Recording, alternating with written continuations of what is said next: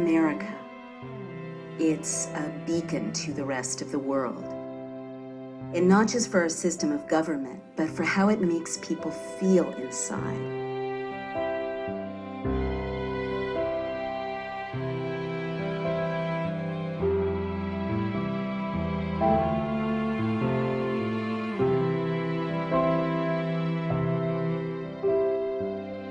What do you love about America?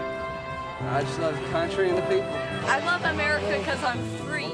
Tell me what you love about America. Everything. The founders didn't write the Constitution and the Bill of Rights with all this bravado and confidence. They wrote those documents in fear. They had come, or their families had, from places where people they knew were hung for speaking up for their rights. Reading the Constitution, there were moments where I really felt the presence of, the fragility and the beauty that was in that original dream of this country being founded in this way, and that incredible hope that went into those documents, and I almost felt around me the protection that those documents give me and my children, very personally. And then I felt them threatened.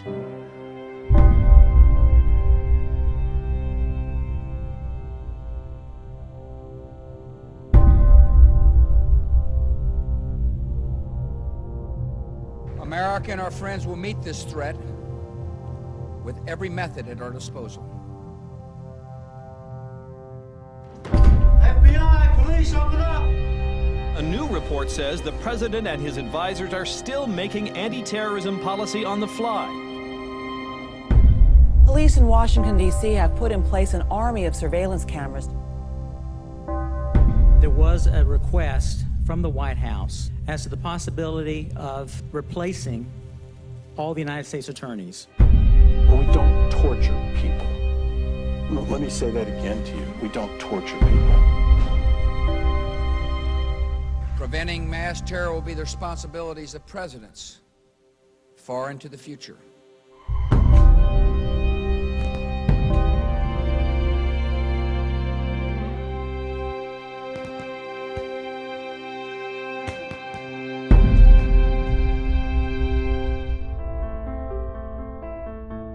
I've always been a writer, and I write about politics and social issues. Naomi Wolf is the author of several books, including the 90s feminist classic, The Beauty Myth. What's your name?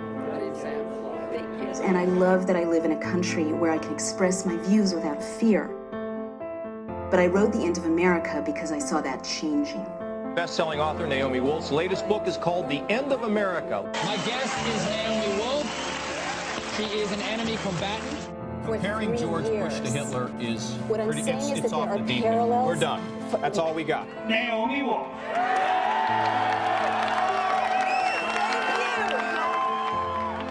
I started having conversations around the country, talking with people at town meetings. One dimension, which is very popular site. The state is legalizing torture. This is becoming a police state. They carried out terrorist attacks. Yeah, I'm actually familiar with some. Oh, geez, yeah. And you know what really has to happen in this country is real debate has to go back to the citizens.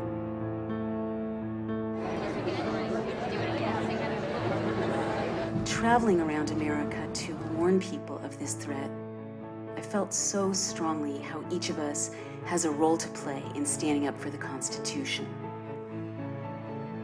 And I was really moved at how people from every walk of life wanted to stand up and fight.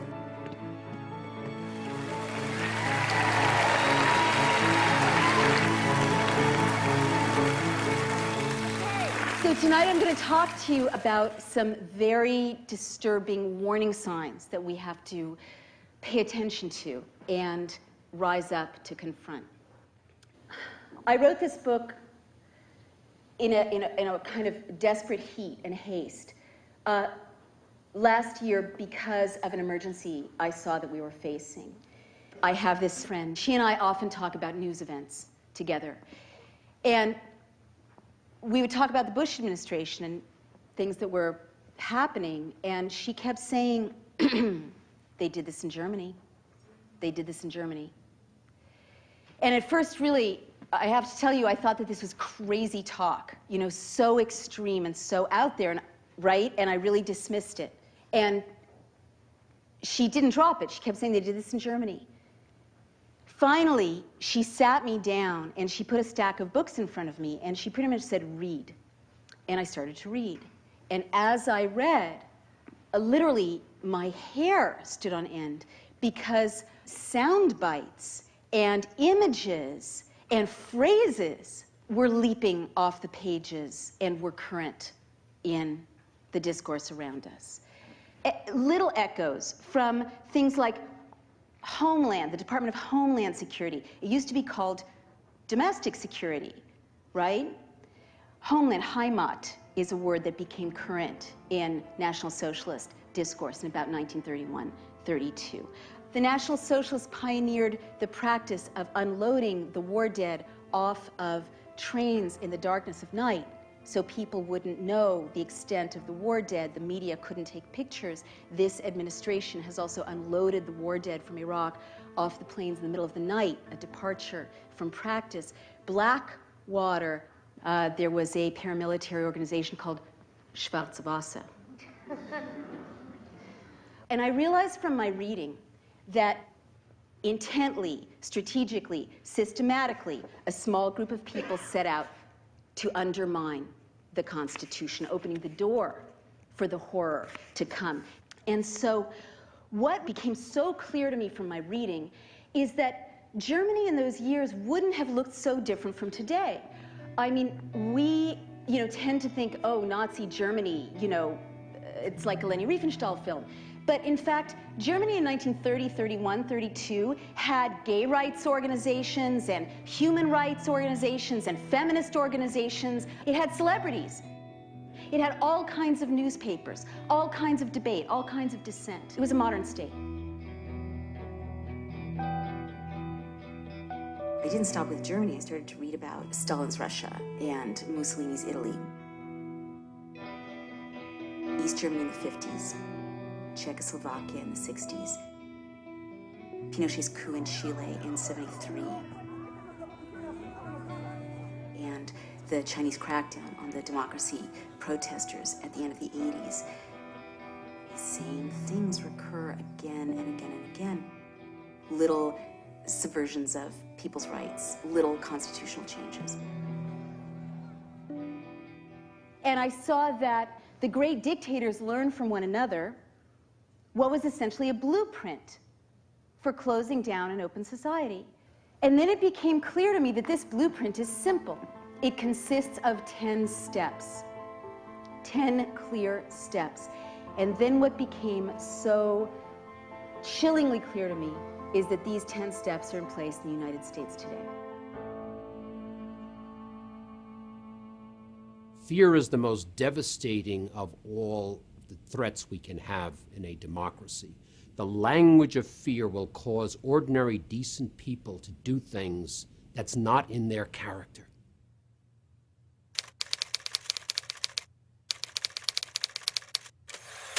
The first thing is to invoke a terrifying internal and external threat. And sometimes it's a real threat. After 9/11, the Bush administration used a terrible crime against our nation to launch what it called a, quote, war on terror, end quote.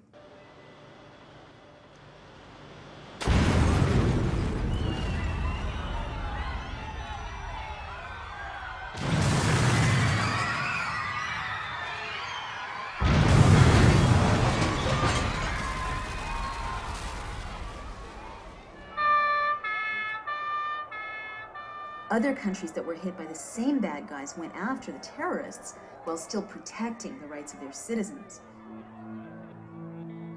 But the Bush team raised Americans' fear level as high as possible. We will discover and destroy sleeper cells. Government says because the 19 hijackers got into the country legally, investigators want to know if more terrorists have slipped in the same way. Right after 9/11, the government created the Department of Homeland Security.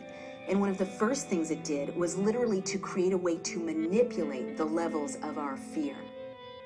this is not uncommon. I wouldn't be so sure that the war on terror is real, but is also a hyped threat, right? Yellow, orange, red. Who does this? Who's really fighting terrorism? Does Israel do this? You know, they really have terrorists. And they don't say, it's an orange day, you know? Oops, it's red. You know, they're out there quietly trying to find these guys and prevent these attacks, right? And they take pride in not frightening the citizens, in having daily life go on without fear. Let me remind you of how did the National Socialists come to power? In Berlin in 1933, the German parliamentary building, the Reichstag, was set on fire. Many historians say this was a staged attack, but it was a terrible shock to people's sense of security. The National Socialists seized on this to pass laws to subvert the German Constitution. So they said, you're not patriotic unless you pass Clause 2 and later the Enabling Acts. It means the state can open your mail. It means the state can listen to your phone calls. It means that you as Parliament give up much of your authority to the leader. And so that legal process prepared the way for everything that followed. We see now in our own country legal maneuvers that undercut our civil liberties. By October 2001, the White House drove the USA Patriot Act through Congress. The Patriot Act was over 300 pages long. It weighed as much as a baby. It was printed at 3 in the morning, and they had to vote on it by 11 a.m.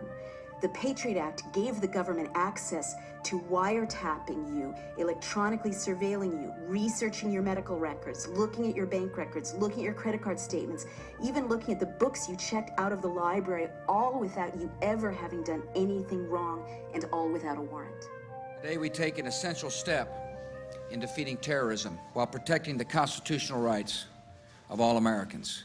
Congress passed a new law called the Uniting and Strengthening America by Providing Appropriate Tools Required to Intercept and Obstruct Terrorism Act of 2001. The Patriot Act. Sure is the axis of evil for bad acronyms.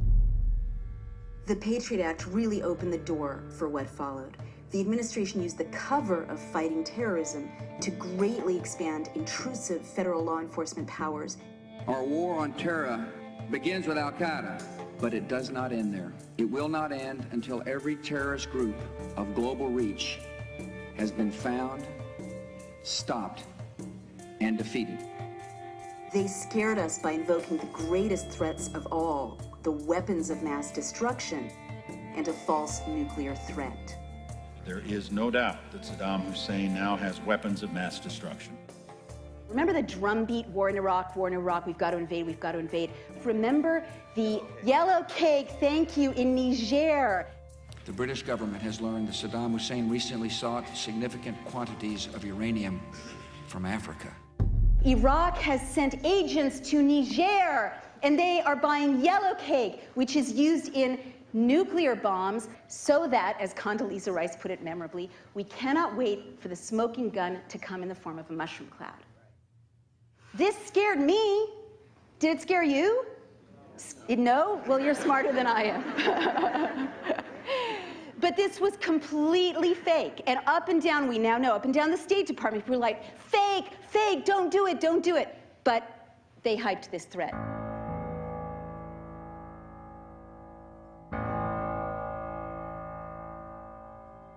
This government does not torture people. We don't torture people. Khalid Sheikh Mohammed. We don't torture people. Waterboarding. We do not. I don't talk about techniques, and we don't torture people. Now listen to me.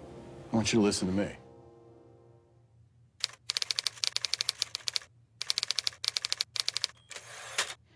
The second thing that always happens in a closing society is to create a secret prison system outside the rule of law where torture takes place. And by secret, I mean unaccountable.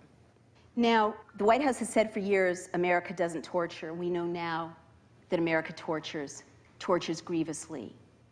But now we know categorically that the torture was directed from the top, everything from directives to hang prisoners by their hands from the ceiling, electrodes on genitals, threats against family members, extremes of heat and cold, forced nakedness. These are tactics taken right from the Gulag. And we know there are black sites around the world where people are simply disappeared.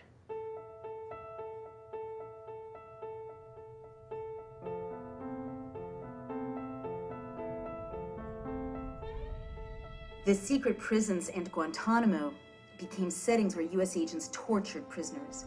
The administration defended torture as being necessary to save American lives.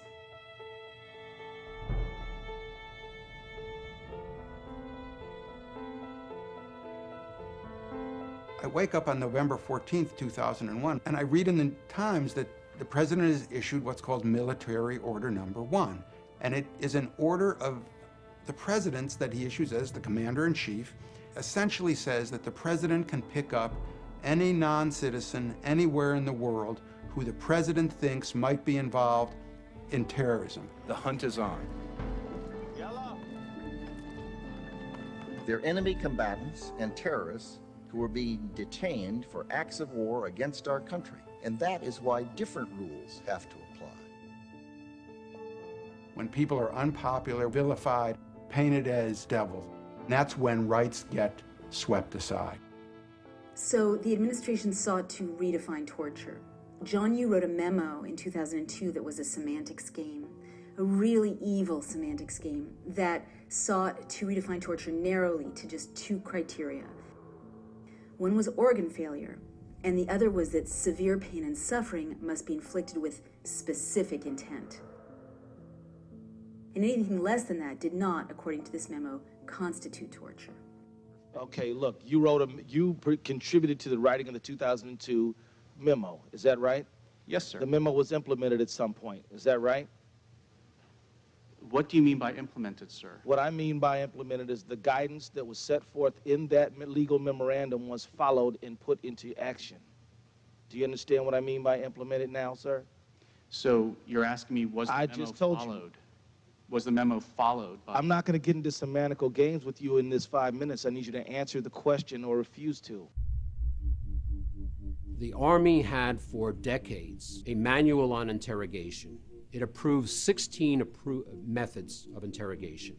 Rumsfeld then directed to expand the 16 methods of interrogation to 35, and that started our downfall. I don't see people kind of bringing the nation to a halt in protest against what's being done to these detainees. And even decent people say that they can't get that worked up about it. I mean, these people are represented as the worst of the worst. So quite apart from the morality of the torture of prisoners in our custody, quite apart from the fact that the Constitution forbids cruel and unusual punishment, quite apart from the fact that it's against the law, U.S. law as well as international law. So why should we care that brown people with Muslim names are being tortured? We should care for our own sakes because of the record of history. When you look at Germany, you see this clear pattern. In 1930, 31, 32, torture was still illegal in Germany, but the SA, these informal paramilitary groups, would drag people out of halls like this one if they asked a confrontational question, and take them to these makeshift torture cellars. And one of the early parts of the Hitler regime was really to pick up people and put them into essentially concentration camps. And instead of calling that torture, which is what was going on, they called what they did to people enhanced interrogation techniques. That term is precisely the term that the United States government uses about the way it treats people at U.S. detention camps. After the great wars of recent history, America established laws that protected the right of prisoners more and more securely. While Rumsfeld was pushing for these abusive interrogation methods for the military to use, the military felt honor-bound, and they were actually legally bound to obey the Geneva Conventions. And under the Geneva Conventions, torture can be used under absolutely no circumstances whatsoever.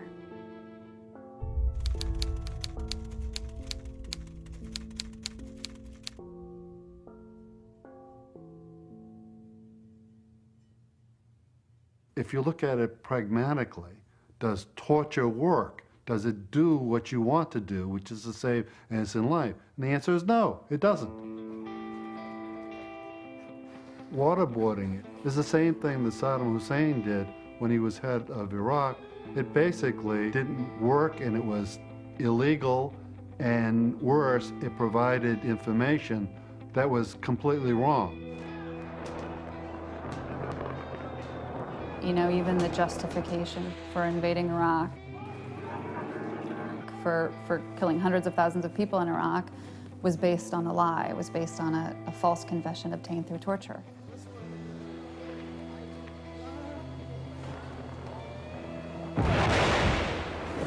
We use it as a justification to topple a regime, to invade a country, to kill hundreds of thousands of people.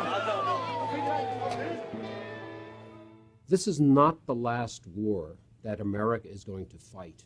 What we do today is creating a precedent for how American prisoners of war who are not yet born will be treated in the future.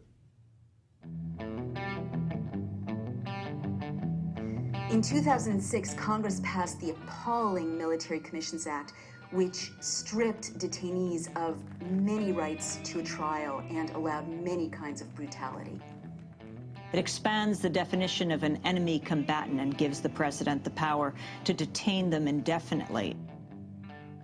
When Congress passed the Military Commissions Act, it was really a slap in the face of the founders, because they fought for any accused to have the right to a speedy and public trial by an impartial jury. This bill spells out specific, recognizable offenses that would be considered crimes in the handling of detainees.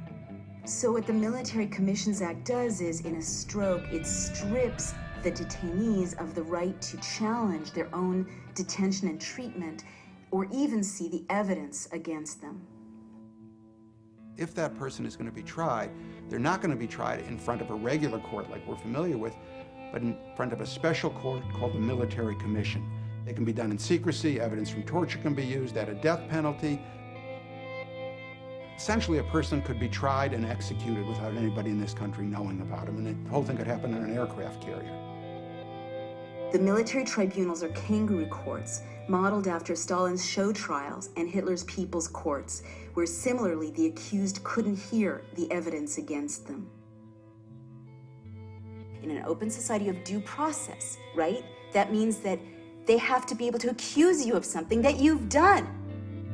In a closed society, your innocence doesn't protect you. Most chillingly, the Military Commissions Act expanded the definition of enemy combatant to include any innocent U.S. citizen. Right now, the President of the United States, any president to come, can say to any one of us sitting here, anyone out on the street, you're an enemy combatant. And because the president has said so, that makes you one. And they can't torture you yet, but they will make it difficult for you to talk to a lawyer, difficult for you to see your family, and psychiatrists know that prolonged isolation makes mentally healthy people insane. There's a point, and I know it, if I open the New York Times or the Wall Street Journal, and I read that someone I identify with, a journalist, a commentator, has been named an enemy combatant and is in a 10 by 12 foot cell in a Navy brig, it's at that point I'm going to stop talking. That's my limit. Everyone has a limit. So that is why, apart from the ethics, apart from the morality, each of us should be appalled that the state is torturing detainees and prisoners in our names, even as we speak.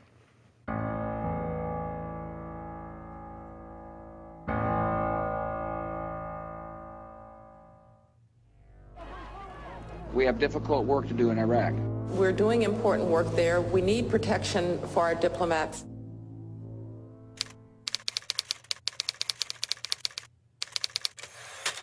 The third thing a would-be dictator always does is to create a paramilitary force that is not directed by the people. Any suggestions?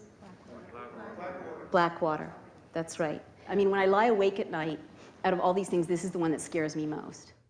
Hey, all these fuckers right here.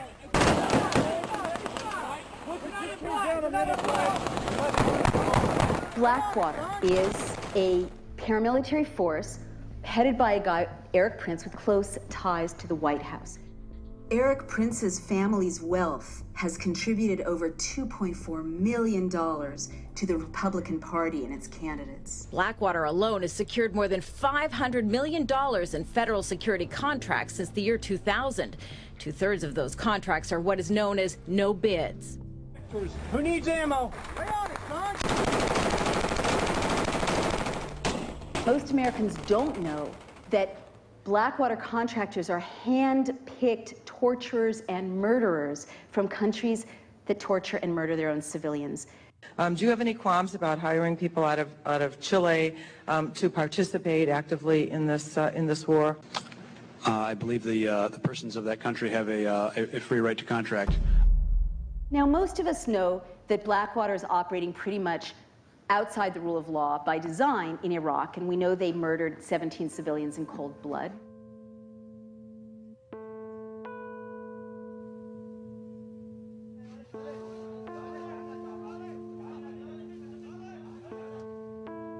Having used security contractors in place of our soldiers and in a security capacity, we still haven't come down to the bottom line of how they will be held accountable.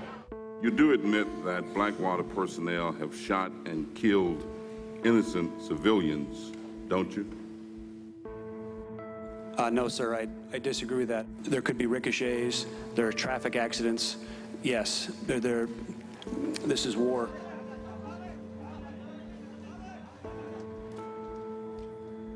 Can you tell me, was an investigation ever conducted? Congressman, if you will, we will get back to you with the full details. Are you refusing to answer, or is that... Congressman, I will have to check on that for you. We've had a better response from Blackwater than we have from the State Department on getting information. It's a question of when things go wrong, where is the accountability? When the FBI tried to investigate, the State Department blocked the investigation. Now, when the state starts to protect its own murderers, a very dangerous corner has been turned. I asked your Secretary of Defense a couple months ago what law governs their actions. Mr. I was going to ask him. Go ahead.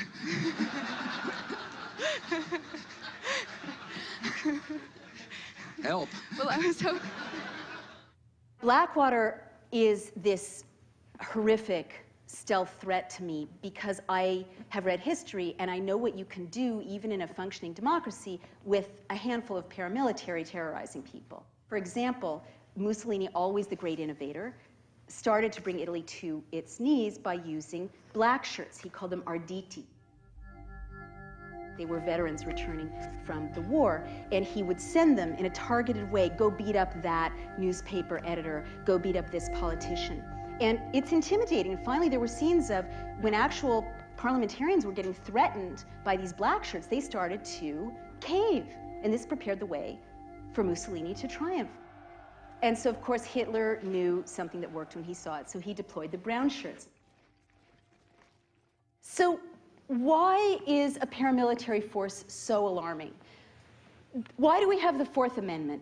The founders knew what it does to ordinary citizens to have a standing army that is directed not by the people, not accountable to the people. They made sure that the National Guard, our militias, are answerable to the people. That's why they made sure that there's posse comitatus, which means that the police are a domestic force, a civilian force, that we don't have a military occupation of our streets, okay? And that's one of the things that makes the United States different from countries all over the world where they know the state can break in.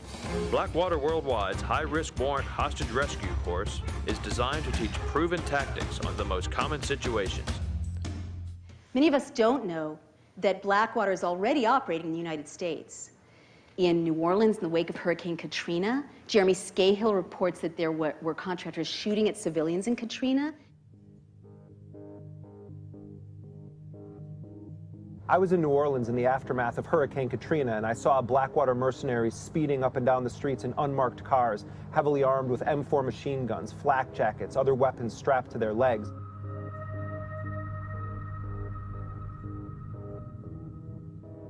The nation's largest private security company may build a world-class training facility in Kootenai County. The Idaho Post Academy has signed a letter of intent to work with Blackwater if the company decides to build in the region. We feel Blackwater's reputation will hurt Idaho's reputation.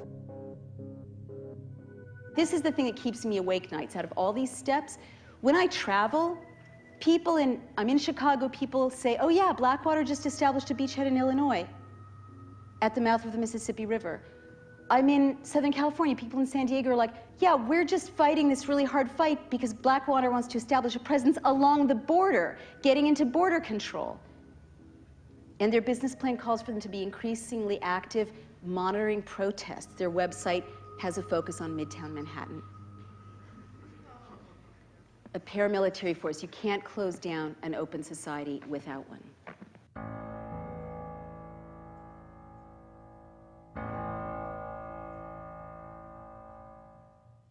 We've got a crisis. We're at war. The enemy is plotting to attack us. This proposal will allow us to gather intelligence information on that enemy that we otherwise would not get.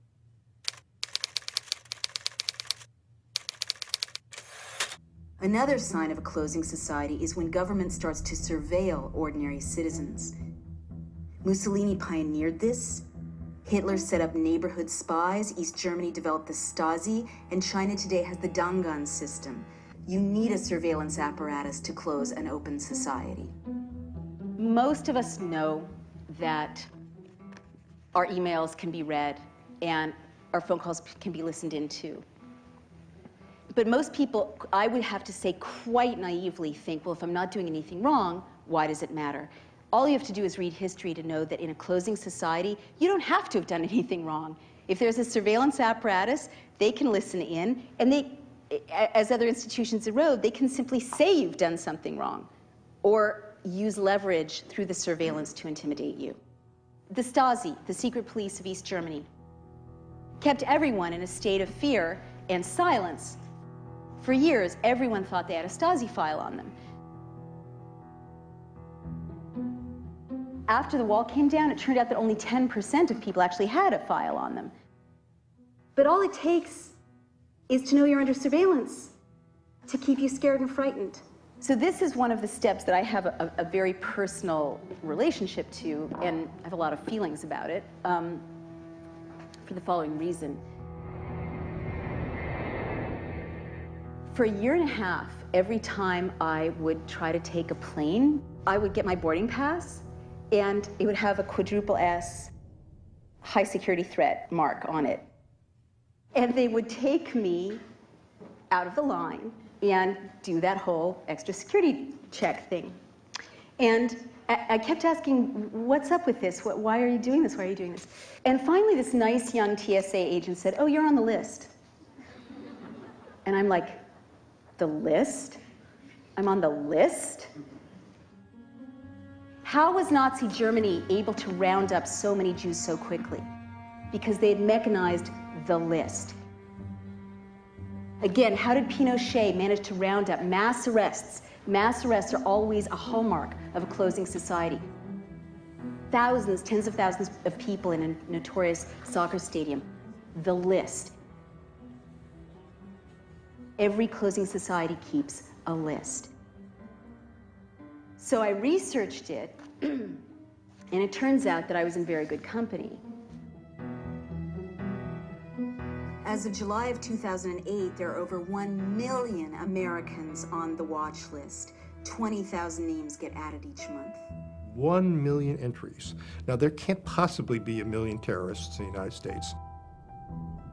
We know, for example, there are lots of famous people on that list, don't belong in there. Senator Edward Kennedy, Nelson Mandela, peace activists, nuns, lots of people on the list.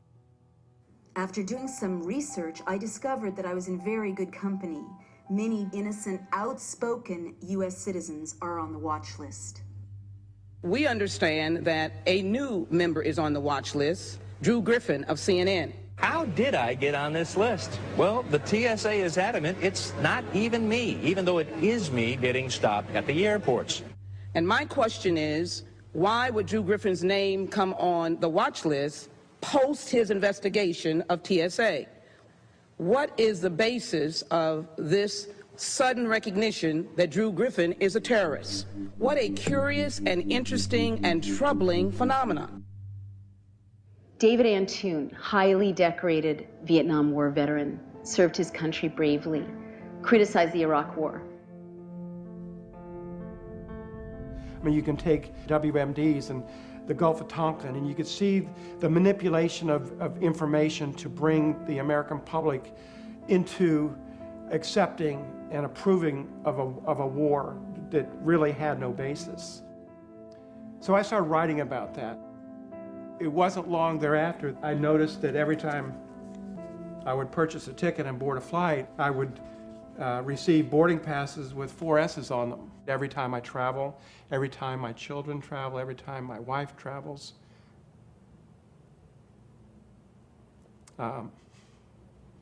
Every time my 86-year-old mother travels. They're all on the watch list. So, you know, it's an inconvenience, but it's insulting. And so when you want to close down an open society, you keep everyone under surveillance so that people increasingly become too frightened to stand up and speak.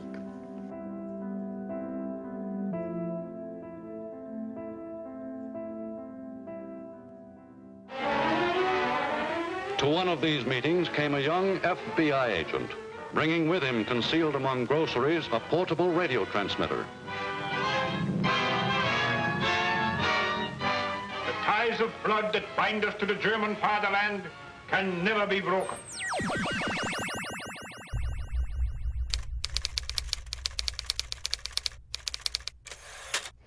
The fifth thing that always happens in a closing society is that there's increased infiltration of citizens groups, and this is against the law. The ACLU has many documented cases of illegal infiltration of groups just like this, and in fact, there's probably someone here today. Hello! You know, I hope your audio is working well.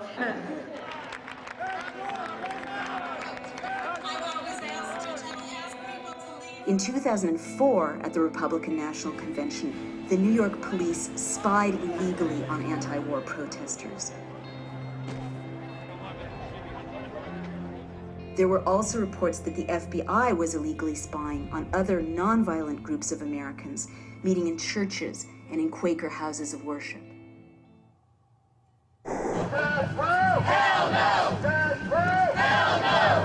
State police documents obtained by the ACLU reveal that undercover cops infiltrated local groups opposed to the death penalty and the war. The internal documents show that nearly 36 times, undercover state police officers covertly took part in protests, like this one in November of 2005. Sports writer David Zirin was part of a group that successfully pushed for a moratorium on the death penalty in the state of Maryland. What he didn't know was that the state police had sent undercover agents to monitor this group of American citizens' legal activities. In the meetings was somebody who was known to us as Lucy. And Lucy would sit there, the word that keeps coming to mind was peppy. Like she would sit there with a big smile on her face and ask lots of questions and take notes. It was always the most basic questions like, wow, why are we doing this? Why about, like the kind of questions that you're happy that somebody who's new to a group asks.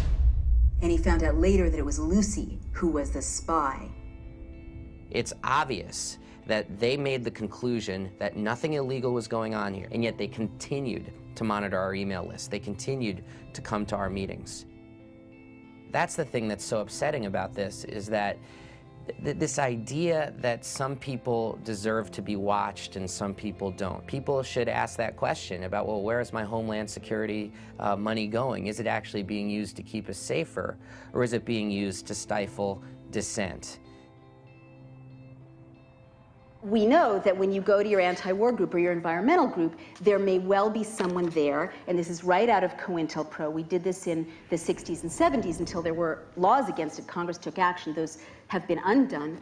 But in your local group, there's going to be some really, think about that really troublesome person who's always trying to start a fight. You know, this is a tactic to send agents in who look and dress like ordinary citizens, activists, but who are there to cause trouble, to make it difficult to move forward, to break up the group, to smear people. Surveillance and infiltration, it's the way the state messes with people's minds to make them psychologically unwilling to stand up for themselves or even trust their own reality. It's a psychological pressure point and not just a tactical one.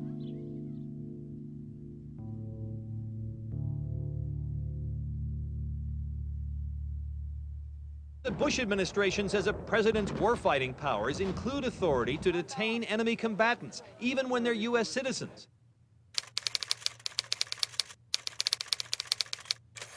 The next thing is to arbitrarily detain and release citizens. And again, this is an intimidation tactic. Pinochet did it, the National Socialists did it. Do you guys remember James Yee? Chaplain James Yee, a U.S. citizen, was assigned to Guantanamo Bay.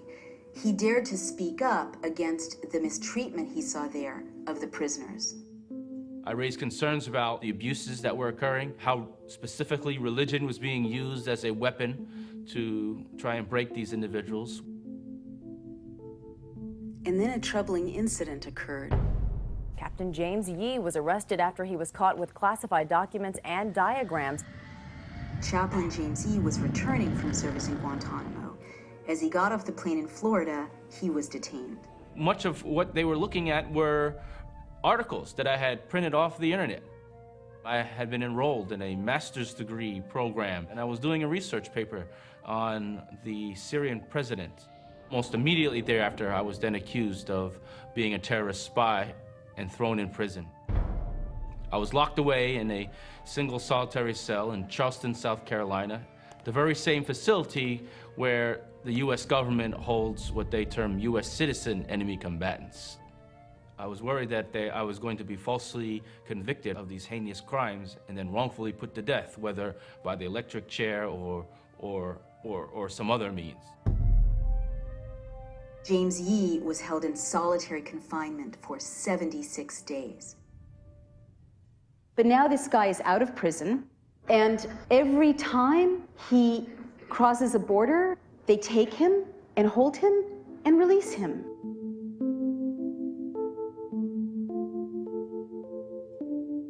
My life would be forever affected by the constant surveillance that the American government puts on its U.S. citizens.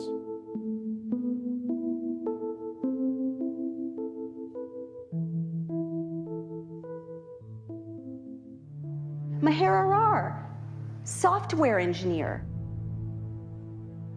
Maher Arar, a Canadian citizen, had been vacationing with his family in Tunisia.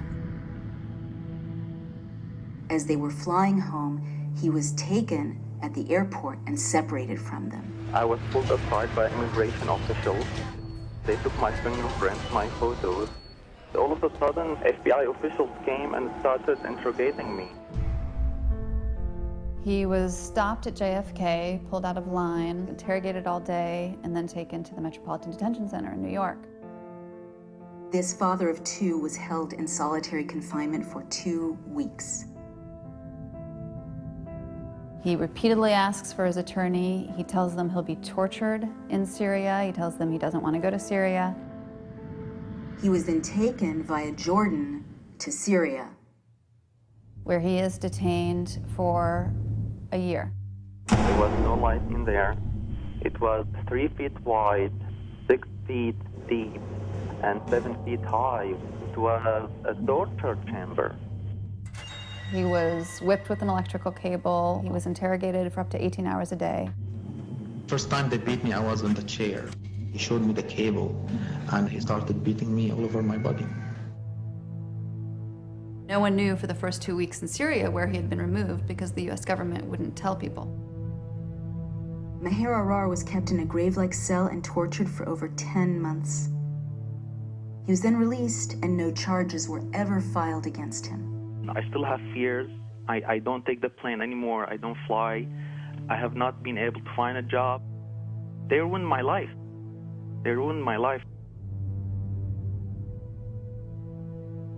The idea that the president could simply pick up any person in the world and hold them in an offshore prison, hold them forever, is really a shock. And that goes against everything that a legal system or that a democracy or that a republic ever stood for.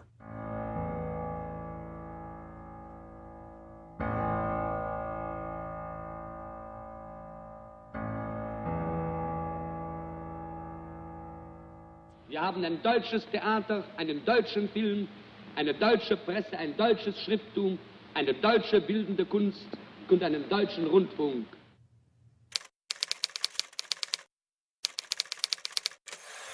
The next thing that always happens, the seventh step, is the targeting of key individuals. Goebbels was so good at this. He systematically targeted people who were not in alignment with the regime. So you start to see key individuals, visible individuals, kind of singled out to be punished or have repercussions, career repercussions. You saw people like the Dixie Chicks. President of the United States. The Chicks hit Travel and Soldier went from #1 to oblivion in 2 weeks. Replacing it, Daryl Worley's Have You Forgotten, a pro-war song. It wasn't a local type of thing where people, and there wasn't an aspect of that, but for the most part, it was coming down from the top. You are not allowed to play the Dixie Chicks. One random comment, they wished Bush wasn't from Texas. Next thing you know, Clear Channel, which has close ties to the White House, is making sure that radio stations are not playing their music. We don't have a stage and a microphone. All we have is our checkbook when we go pay for the CDs and the tickets and the T-shirts and all the stuff we've paid too much money for. And then, another one of these echoes, you hear about spontaneous CD burnings of Dixie Chicks CDs all over the South. And you know there's something funny going on with this because CDs don't burn. What does this echo? Book burnings, of course. In April of 1933, Goebbels orchestrated spontaneous book burnings where students were supposed to pile up books by people who were critical of the regime and trash them, set them on fire. You saw people like Dan Rather, a critical report of Bush's service.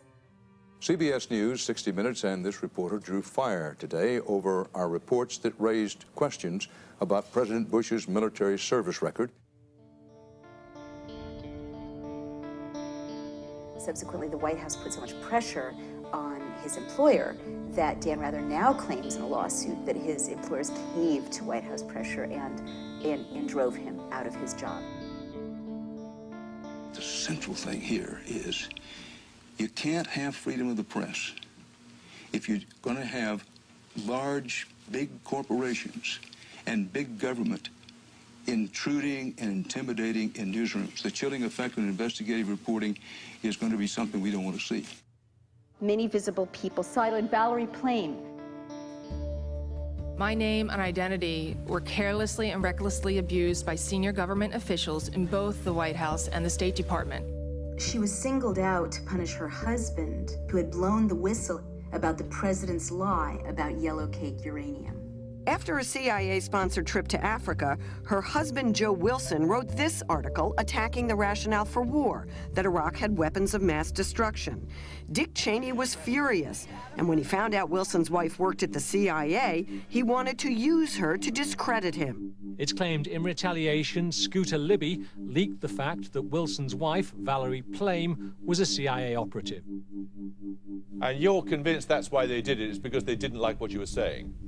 Well, I actually think that it was more nefarious than that. I think that they were doing it because they had every intention of trying to protect the cover-up of the lies and disinformation that provided the justification for war in the first place. They purposefully outed a CIA agent, Valerie Plame.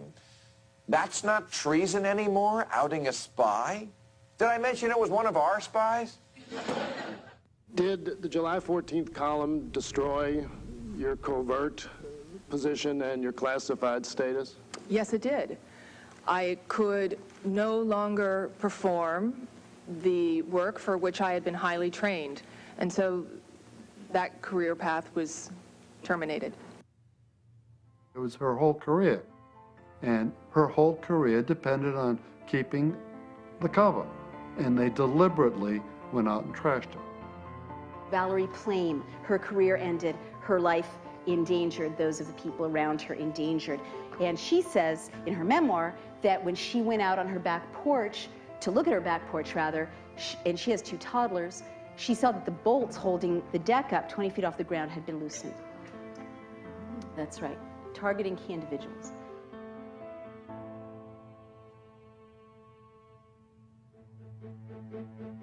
Prosecute the Times! Prosecute the Times!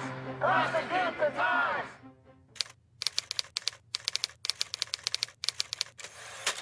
The next step a would-be dictator always takes is to restrict the press. Of course, this is really scary, you know, to me, but it should scare all of us. There can be no excuse for anyone entrusted with vital intelligence to leak it, and no excuse for any newspaper to print it. Bill Keller, the executive editor of the New York Times, chose to publish a story that revealed that the White House, under the guise of fighting terror, was secretly and illegally monitoring financial transactions through a Belgian telecom company called SWIFT. Some in the press, in particular the New York Times, have made the job of defending against further terrorist attacks more difficult by insisting on publishing detailed information about vital national security programs. There was this drumbeat of sound bites from the White House. Treason, treason, treason. Right-wing pundits and elected officials immediately called for the prosecution of the New York Times and its confidential sources under the Espionage Act. And I'm calling on the Attorney General to begin a criminal investigation and prosecution of the New York Times, its reporters, the editors that worked on this, and the publisher.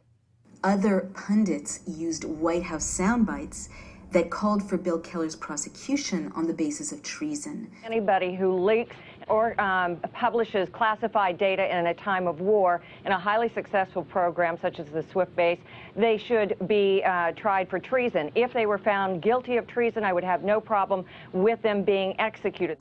There was this soundbite: prosecute such reporters under the Espionage Act. Prosecute reporters who release classified information under the Espionage Act. Well, anyone who works in journalism knows that up and down New York and Washington, good reporters are transmitting classified information all the time, because that's how they do their jobs. This is really scary when you've read the history of closing societies, because what immediately comes to mind is that in 1936 and 37, Nikolai Bukharin, the editor of Izvestia, the equivalent of the New York Times in Russia, was charged with treason by Stalin. He was tried in a kangaroo court in the Third Moscow Show trial and was in fact executed.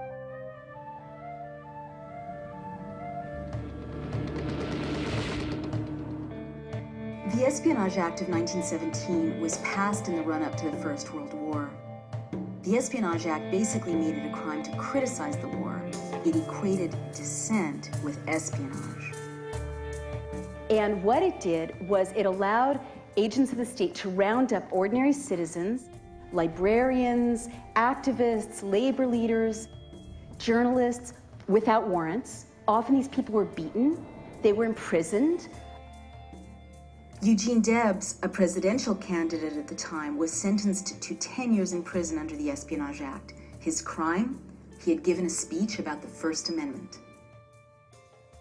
So this sweep of the Espionage Act silenced dissent in the United States for a decade.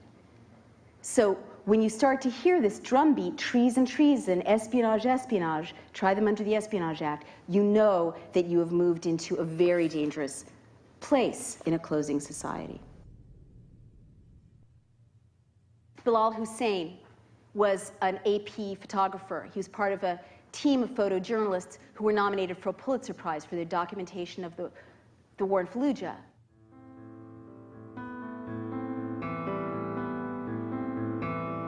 The seized by the U.S. military and held for over a year. The AP couldn't find out where he was, what happened to him, what the charges were against him. The charge was that he hung around insurgents. Let me tell you, as a journalist, you don't get the story without hanging around your subjects, right? That was a crime. He was practicing journalism. But in that time, if you're the head of the Associated Press and your guy's in custody, God knows what's happening to him, how tough are you going to be on the White House, right? You think it doesn't send a chill? Hussein has maintained his innocence, insisting he was only doing the work of a news photographer in a war zone. You could say, well, that's Iraq. But what if reporters here in the United States get threatened with jail for the crime of practicing journalism? Get back! Get back! Get back! Get back!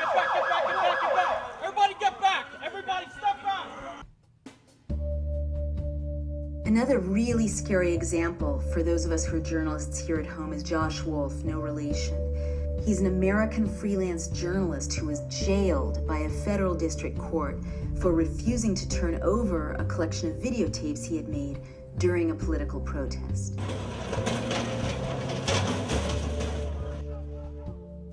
About 2 days after I filmed that protest, the FBI showed up at my house and asked a bunch of questions and wanted to obtain a copy of the full tape.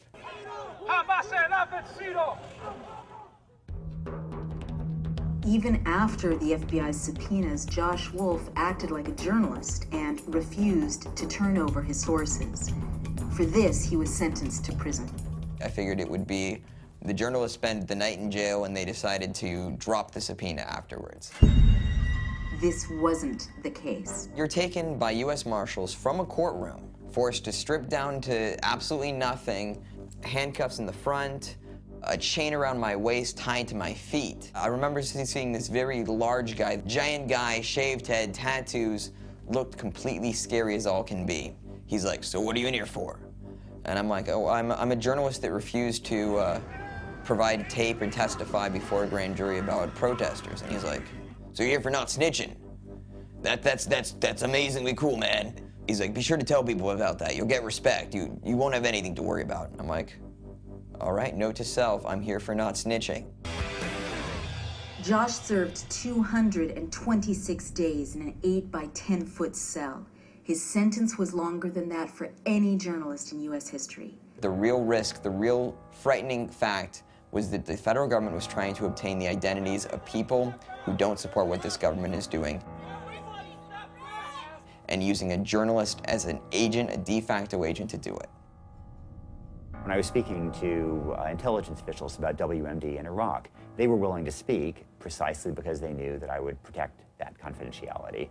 And when you lose that ability to guarantee somebody's, to protect your sources, then you lose that information. Ultimately, it's the public as a whole that loses.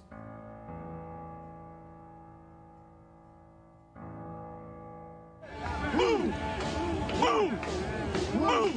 Gentlemen being arrested, and there are a lot of us, but what the fuck? Look at this shit!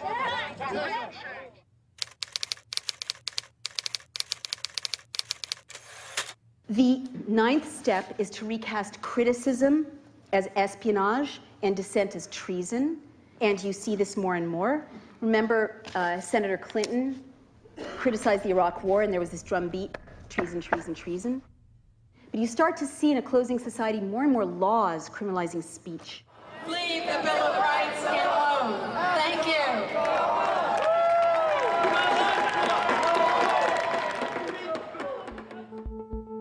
We already saw the White House use laws to silence dissent. If you're charged with the Espionage Act, you can be sent to prison for 10 years. If you're charged with treason, you can be executed. But even scarier are new laws. One that's been passed redefines protest as terrorism, and another that's been proposed simply criminalizes free speech.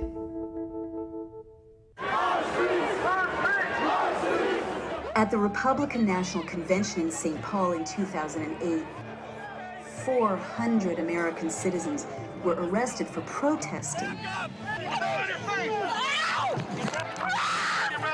Over 100 were charged with felonies, and dozens of reporters were arrested.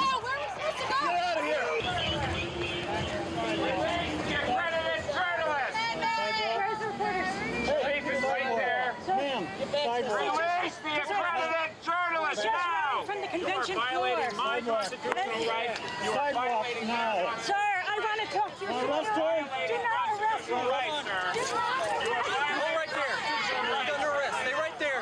Back up, back up. Hey guys, if you cross this... Among those reporters arrested was Amy Goodman, journalist and host of the program Democracy Now! Amy, we're going to get you out of here very soon. Yes. In a nearby park, there was a mass arrest of more than 200 people who weren't even part of the convention protests. You know, we knew that we hadn't done anything wrong. No one was really even holding signs. No one was really even demonstrating. We were all just hanging out. Out of nowhere, the police tightened in, and everyone's kind of getting nervous at this point. And they get on the bullhorn and they say, "Ladies and gentlemen, you're all under arrest." Ladies and gentlemen, you're under arrest. Are you serious? Please be seated. I'm seeing families and, like, you know, kids with University of Minnesota shirts, and like, and at that point, no one really believed it. But then as they started slowly moving in, it became real clear that this was a mass arrest and that they were going to arrest people without any probable cause, without witnessing any sort of crime other than hanging out in a park.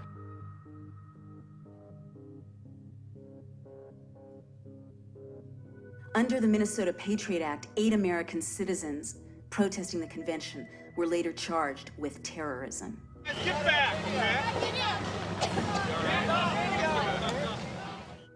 H.R. 1955, which blessedly hasn't passed so far, partly because we've been out there beating the drum about it.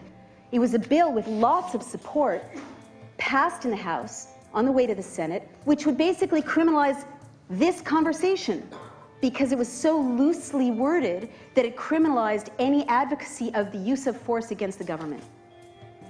Now, this is right out of Stalin's playbook. It was so loosely worded that if you say, as I'm going to say at the end of this, we need to investigate and prosecute anyone who's committed crimes in the White House, that's criminal. And it would implicate you, by the way, as being supporters of criminalized speech. And that is the hallmark of a closing society, because there's now an effort afoot to recast anyone who's critical of the state as a terrorist.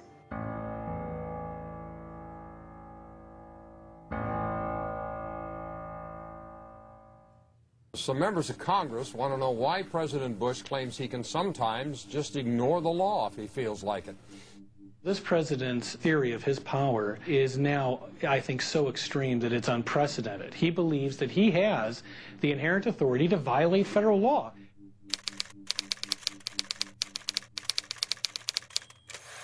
Step 10 is the subversion of the rule of law.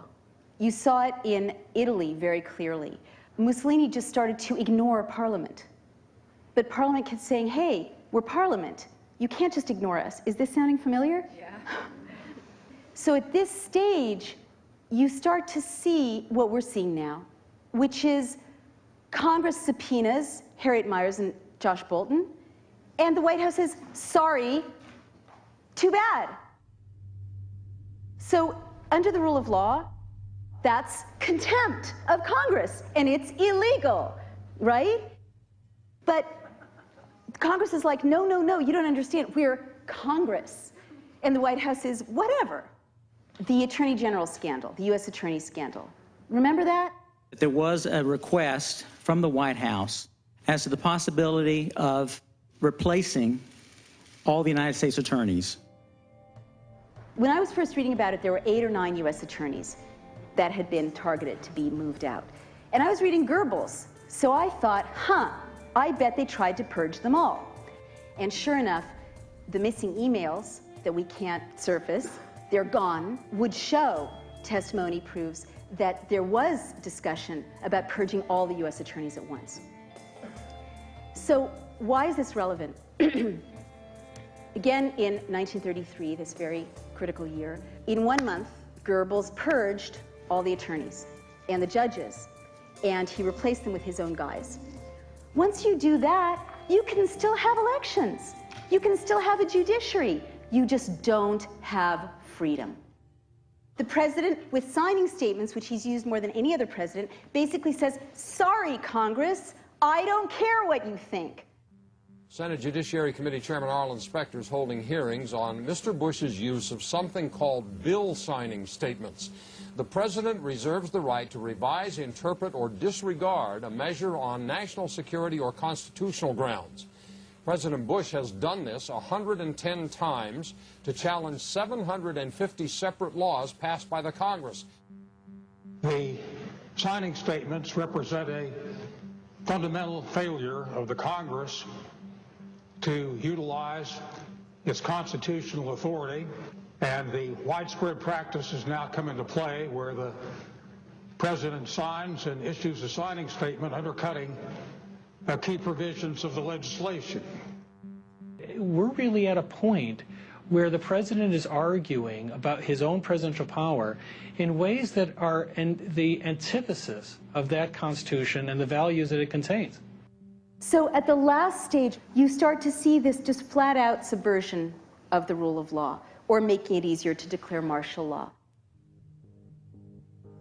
Beginning in October, the Army plans to station an active unit inside the United States for the first time to serve as an on-call federal response in times of emergency. On October 1st, 2008, the president deployed a combat brigade from Iraq to the United States of America. 3,000 to 4,000 soldiers will appear on American streets. Their mandate is to engage in quote-unquote crowd control and to subdue individuals who are posing a threat to public order. This damage has been done to pull the last threads out, to make it look like a democracy, but make sure that essentially the pendulum cannot swing. Does the pendulum swing back? Can it? Will it? Well, unfortunately, civil liberties don't swing back like other issues.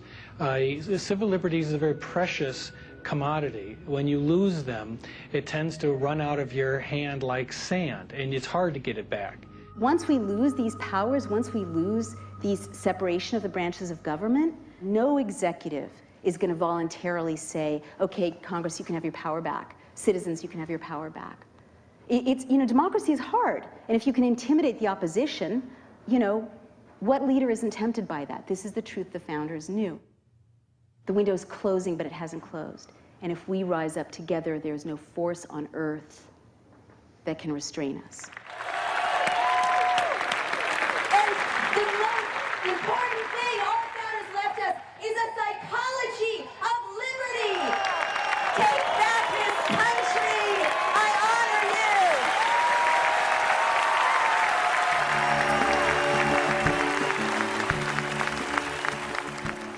That rule of law feels to me that it's been grievously injured in the aftermath of 9/11. And I hope that we're going to come to a time when we have some kind of a national commission that will look back at what we've done and will begin to repair that damage.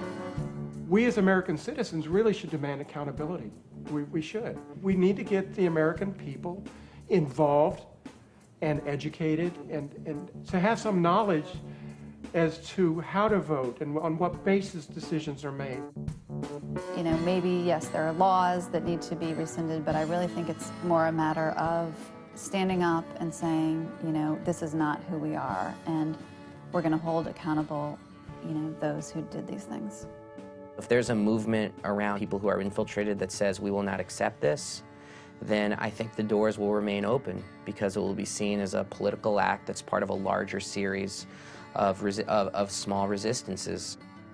Ultimately, I trust in the essential fairness of the average American to recognize that some bad things have been done and to recognize that we need to change what has been done in the last few years. We lost our way.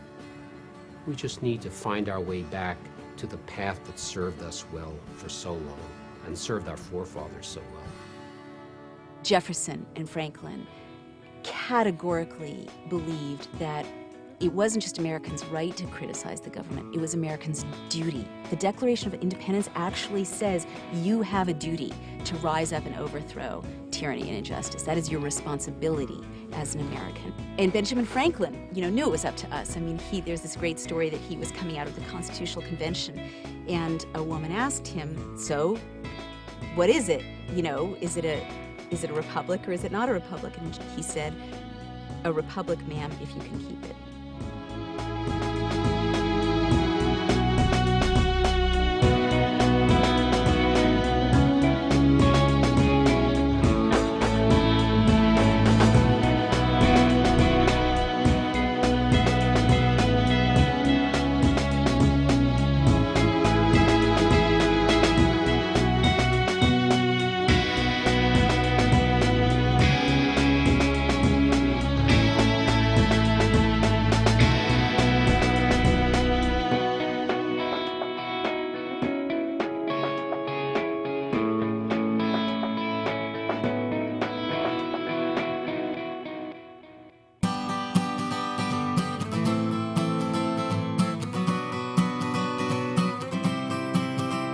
It's a quote from Edward Abbey, and it says, "A patriot must be ready to defend his country against his government."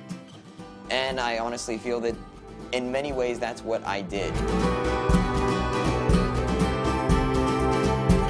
Amendment 25, Section 1. In case of the removal of the President from office or of his death or resignation,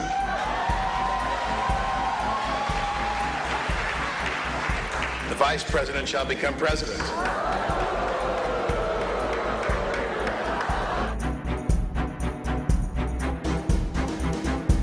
My name is Robert C. Byrd.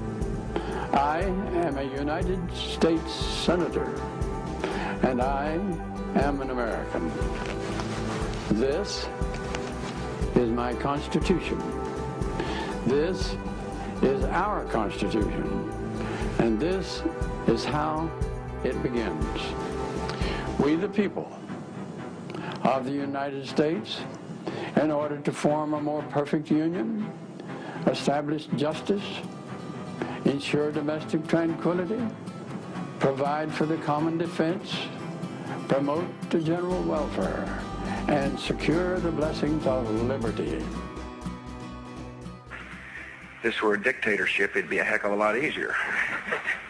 Just so long as I'm the dictator.